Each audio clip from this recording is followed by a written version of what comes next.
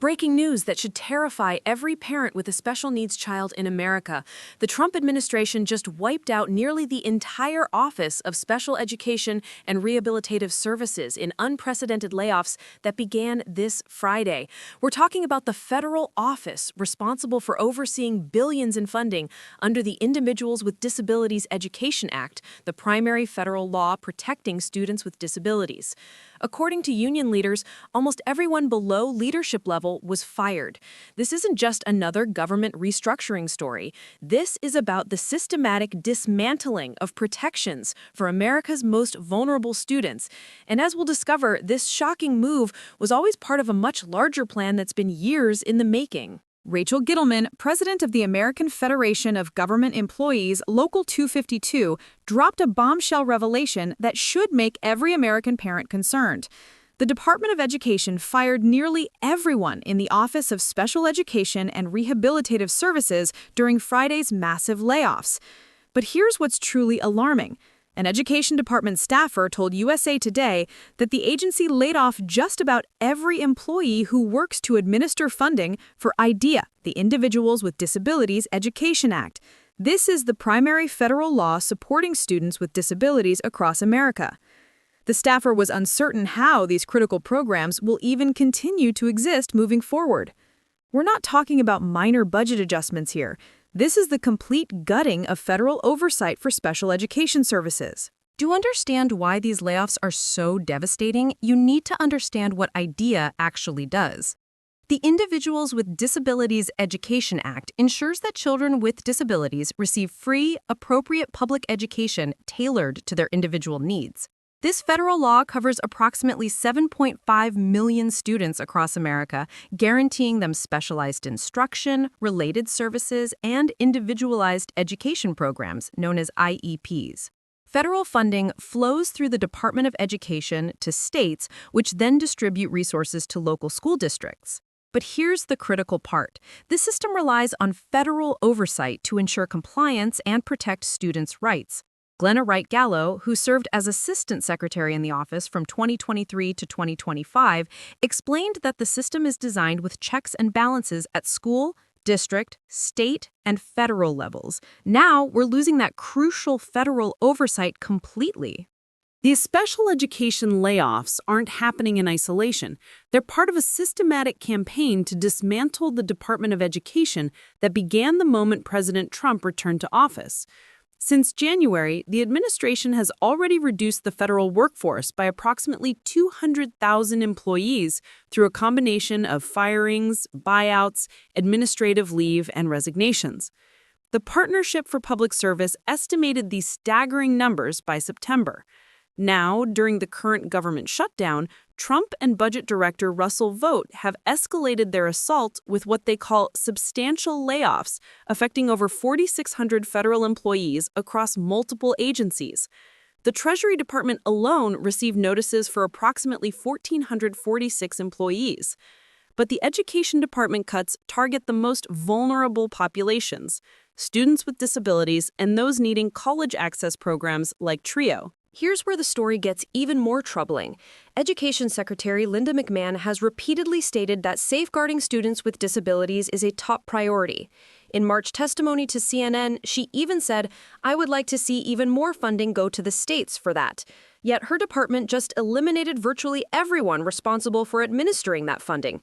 This contradiction reveals the administration's true intentions. McMahon has suggested that oversight of IDEA funding could be better positioned in the Department of Health and Human Services rather than education. But officially moving it would require an act of Congress, something that's unlikely to happen quickly. Meanwhile, students with disabilities are left in limbo, with no federal advocates ensuring their rights are protected and their needs are met in schools across America. What we're witnessing isn't just government inefficiency, it's a calculated strategy. President Trump has repeatedly threatened to use the shutdown to further his long-held goal of reducing the federal workforce.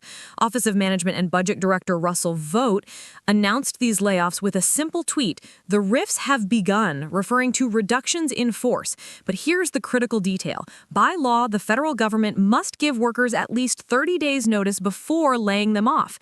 These layoffs are designed to pressure congressional congressional Democrats to end the shutdown while simultaneously achieving Trump's workforce reduction goals. It's political theater with real victims, America's disabled children and their families. The administration is using vulnerable students as leverage in their broader political battle, showing just how far they're willing to go.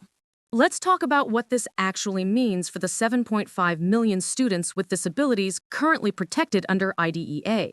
Without federal oversight, there's no guarantee that states and local districts will properly implement IEP requirements.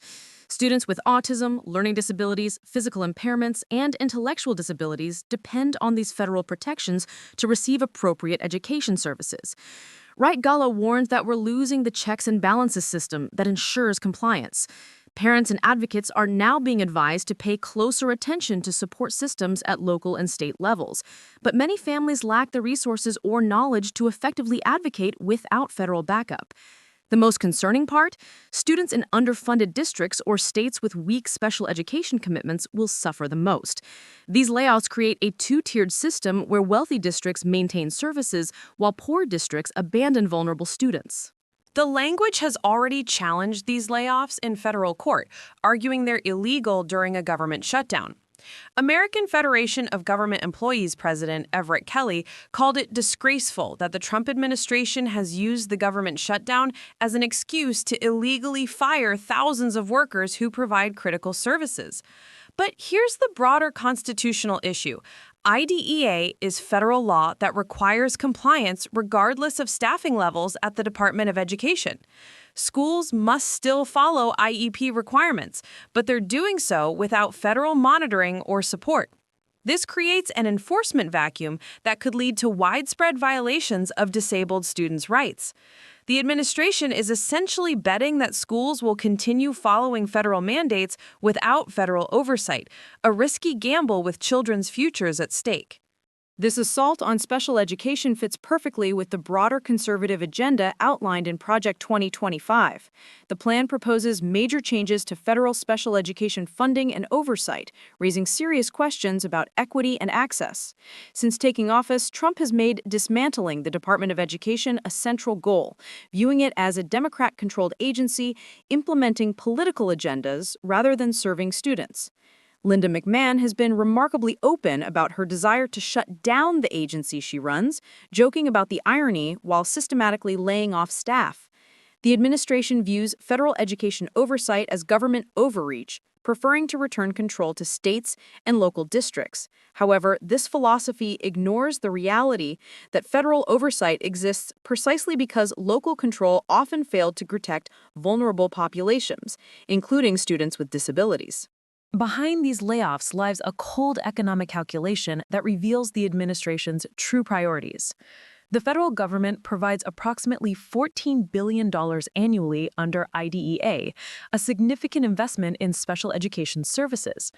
However, this represents a fraction of the total cost of educating students with disabilities, with states and local districts bearing most expenses. By eliminating federal oversight staff, the administration saves millions in salaries, while potentially reducing pressure on states to fully comply with IDEA requirements.